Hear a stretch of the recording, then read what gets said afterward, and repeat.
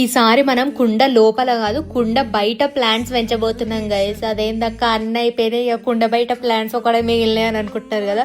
This is an interesting process guys and చాలా beautiful గా కూడా కనిపిస్తుంది. కానీ దీనికి మనకి రియల్ మాస్ కావాలి. ఇప్పుడైతే వర్షాకాలం కాబట్టి ఇది మనకి ఎక్కడ పడితే అక్కడ గోడల మీద పెరుగుతూ ఉంటుంది. కొన్ని ప్లేసెస్ లో బాగా థిక్ ఉంటుంది, అక్కడ నుంచి తీసుకోవచ్చు మీరు. సో దీనికి మనకు ఒక కుండ కావాలా, మట్టి కూడా కావాలన్నమాట, ఎర్రమట్టి.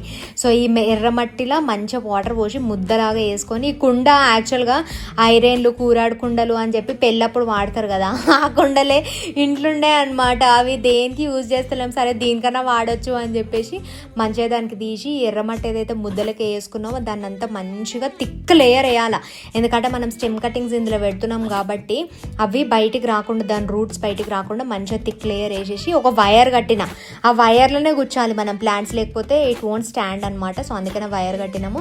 ఈ ప్లాంట్స్ అన్ని ఇదేంది డిసెంబర్ పువ్వుల ప్లాంట్, ఇంకా సన్ రోజ్, ఇంకా బ్రోకన్ హార్ట్ ప్లాంట్, ఇట్లా స్టెమ్ కటింగ్స్తో పెరిగే ప్లాంట్స్ ఏవన్నా పెట్టుకోవచ్చు, మీ ఇష్టం. అదంతా మాస్ మనం ఇందాక తెచ్చింది, అండ్ ఇదేమో డ్రై మాస్, ఫ్యాగ్నమ్ మాస్ అనమాట.